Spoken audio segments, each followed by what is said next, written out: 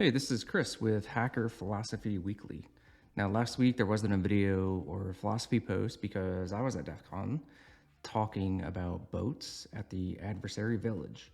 Those slides and infographics can be found on the front page of cybersecurity.com, but I am not here this week to rehash that talk. I do, however, need to give a primer on how that talk inspired this post.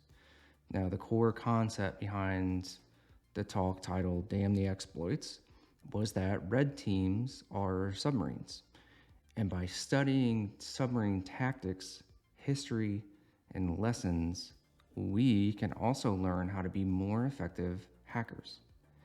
And then also in the talk, I assign all the different elements of a cyber team to other naval warships, resulting in the same thing, studying the history, tactics, and applying it to that specific cyber element.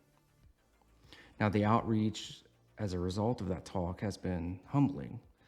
Both at DEF CON and outside of DEF CON, I've gotten all kinds of feedback. I have even had another cyber philosopher, Jared Atkinson at SpecterOps, reach out to talk philosophy this week. Now, usually I'm the only one that is talking about these things, and typically it's to myself, so I'm talking to myself. But to have another person reach out with a similar mindset, it wasn't something I was expecting. So, inspired by the discourses between Jared and myself, I have also started my own discourses. So, just like Seneca was inspired, I have written the following Stoic story titled The Soul of a Hammer. So, please enjoy.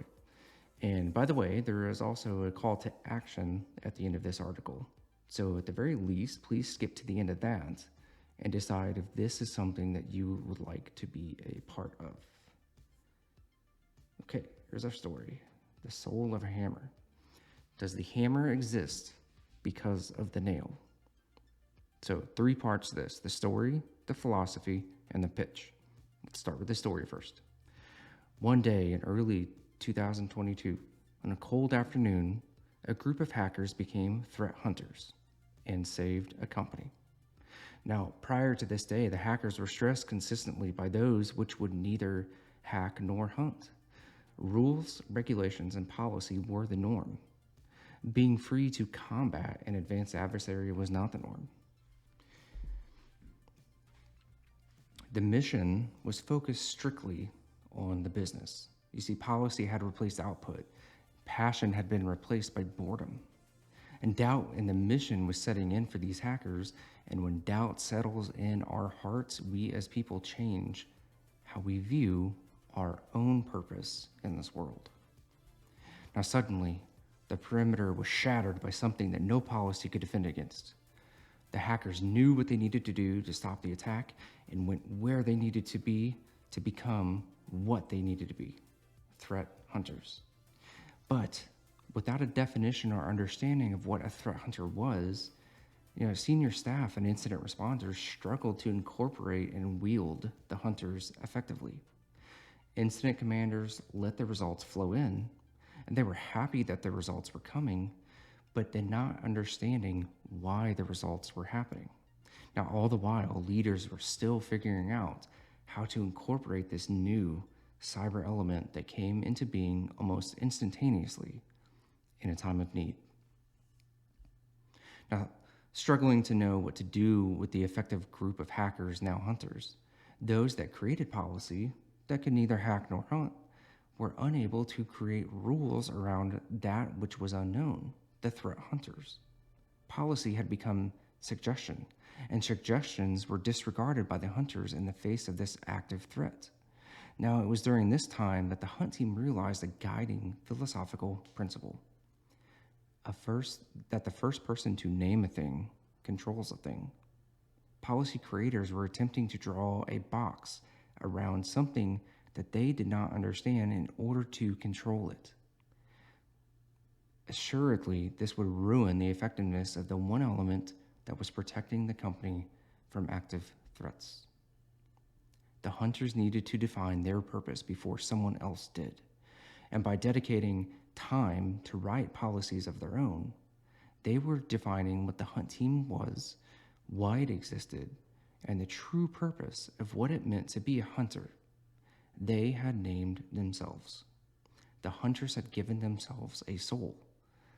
They continued protecting the company with their unique talents, but now fully aware of what their specific unique talents were. And they knew how to communicate those talents to senior leaders, who were then better able to effectively wield the hunters. Key concept right here. The hunters had given themselves a soul. Now here's the philosophy behind that story. The scenario in our story repeats often at any given company, unit, consultancy, anywhere. The purpose of the hunt team or hacking team, whatever cyber team you want to assign here, the purpose of the hunt team is different at every place, every time. Now, we as the cyber community have countless articles on how to be an adversary, how to combat an adversary, but we have nothing on why we should do these things. We have no singular guidance on why hunters should be hunters, hackers should be hackers, or purple teamers should be purple. We have no documentation, no guidance or direction on the soul of being a hunter. What we do have are countless hammers and nails. What we don't have is a shared understanding of why a hammer exists. It is true that we may know the effect of a hammer striking a nail, but we lack the understanding of why the hammer is effective. We lack the understanding of why a hunt team is effective. We already have red teams and hunt teams. They do work, but we don't know why. Now, our existence as cyber professionals is being driven by how, when it needs to be driven by why. So, it's past time that cyber performs this rite of passage and evolves. We are no longer children anymore in the kid phase of our lives. We're not staring at the clouds and making wishes to no longer be scared of the things that we fear. So we have to come together to name a thing, contemplate the purpose of that thing, and then document that purpose for all to understand and benefit. It is time to define the soul of cyber. The soul of being a hunter, the soul of being a hacker, possibly the soul of something yet to be named, because we haven't asked ourselves these questions. Questions like, as examples, if I was to understand the purpose of a hammer, could I not contemplate other uses of that hammer? Or is it possible that there are no other uses of a hammer? Or might a hammer fulfill a purpose of another tool? Or might another tool fulfill the purpose of a hammer? Now, could I not also iterate on these other types of tools that perform the same function as a hammer and possibly discover something that is more effective? Is it possible that I could create a more effective hammer for a more effective nail? So it is time that we, as a cyber community, discover the soul of a hunt team and all the other teams that make up cyber. Red, blue, hunt, risk, purple, all of them. Cyber must discover the true purpose of our capabilities to have an understanding of if our capabilities are even effective. Together, we will change our understanding of what it means to be a hammer. We will hopefully live in accordance with our nature as a hacker, a hunter, a policymaker, a leader using these tools, or something else that has yet to even be named but may exist as a result of this effort right now. We, as a community, will discover and understand that we are more than the tools that we use. So that was the philosophy behind the story. Now here's the pitch. Here's what I'm asking people to do.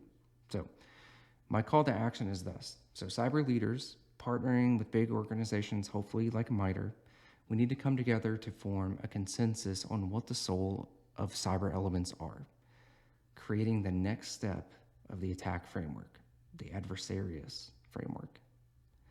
Now, the adversarious framework will be the philosophy behind why a capability exists.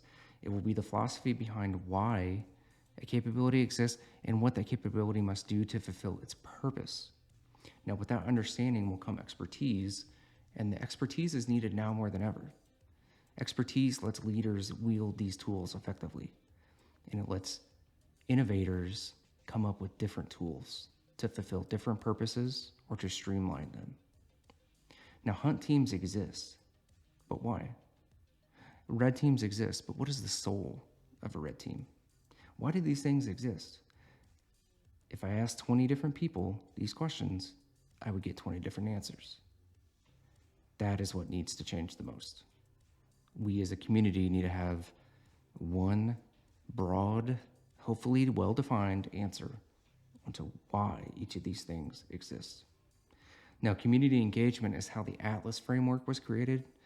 And if people aren't familiar with Atlas, it's the attack framework, but for AI, the ever-expanding AI attack surface. This engagement is how Atlas was created and codified. It didn't used to be called Atlas. It's called the Adversarial ML Threat Matrix. That process works. So let's repeat that for all of our benefits and discover our own shared purpose as cyber professionals, as hackers, hunters, policymakers, leaders, all of it. So farewell, and may fair winds be forever at your back, hopefully pushing you forward. Signed, hopefully a bunch of us, because I would prefer that a bunch of people read this, listen to it, and get inspired and say, you know what, I want this too. So please reach out on Twitter, LinkedIn, email, and hopefully, like where there was one, now there could be two. And where there are two, there could be four. So thank you for listening, reading, and I hope that I will get some DMs from some of you or an email or something so that we can start making progress on this. Thank you.